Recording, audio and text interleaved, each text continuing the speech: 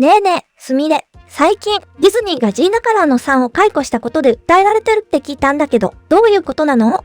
そうだね。ジーナカラーのさんはディズニーのスター・ウォーズ作品、マンダロリアンに出演していた女優さんなんだけど、今年の2月にソーシャルメディア、インスタグラムで、歴史は改変されているのでナチスの兵士が何千ものユダヤ人を簡単に逮捕できる状態に至るまで政府はまずユダヤ人であるという理由だけで隣人に憎まれるように仕向けたということに今日ほとんどの人は気づいていない。それは誰かの政治的見解を理由に憎むことと何が違うのか、と、ナチスとユダヤ人の話を政治的見解の違いによる憎しみに例えた投稿をしたことが問題視されて、ルーカスフィルムから永久に解雇されちゃったんだよ。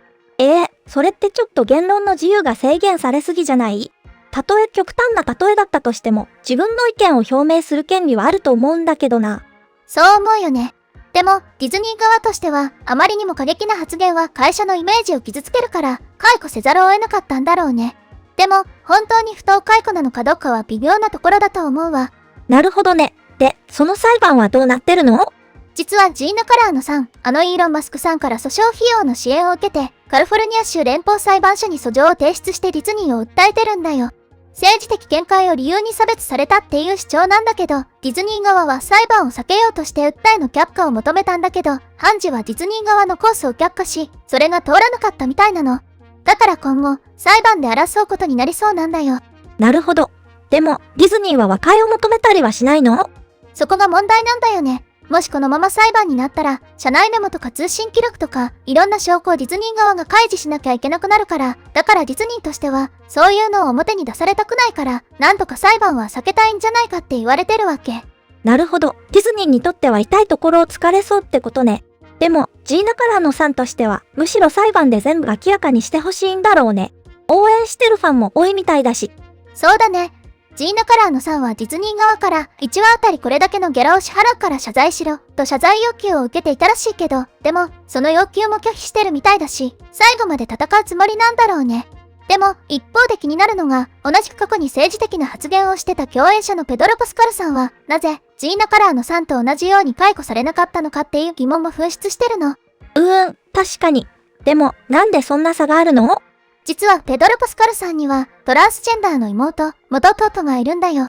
だから、ペドロ・パスカルさんはトランジェンダーの荒い、強力な擁護者だったりするから、思想の違いで待遇を変えてるんじゃないかって指摘されてるわけ。なるほど。それは確かに不公平っぽいよね。でも、他にもディズニー作品に起用されてる人で、ジーナカラーのさんと同じようなことしてる人いるんじゃない？そう、親善大使で、実写版、白雪姫で主演を務めているレイチェル・ゼグラーさんとか、スター・ウォーズ、アコライトで主演を務めていたアマンドラ・ステンバーグさんも、過激な政治的発言で知られてるアクティビストなのに、ディズニー作品に起用されてるんだよね。だから、ダブルスタンダードじゃないかって批判の声も大きいの。確かにそれは釈然としないな。じゃあ、結局のところ、ディズニーは自分たちに都合のいい思想の人だけ優遇してるってことになっちゃうよね。そういうことになるわね。だからこそジーナカラーのさんは自身の X 上で司法手続きと証拠開示を進める機会を得られたことを非常に嬉しく思っています。困難があるからといって私は逃げません。と、最後まで戦う姿勢を見せてるんだと思うわ。そして、これを受けて多くの人が単に自分の名誉のためだけじゃなくて、ジーナカラーのさんはこういう不当な扱いを受けてる人たちの代表として戦ってるんだ。と、ジーナカラーのさん頑張れ。という応援のメッセージを送っているのよ。そっか、それは応援したくなるね。でも、ディズニーもそう簡単には引かないんじゃない？そうだろうね。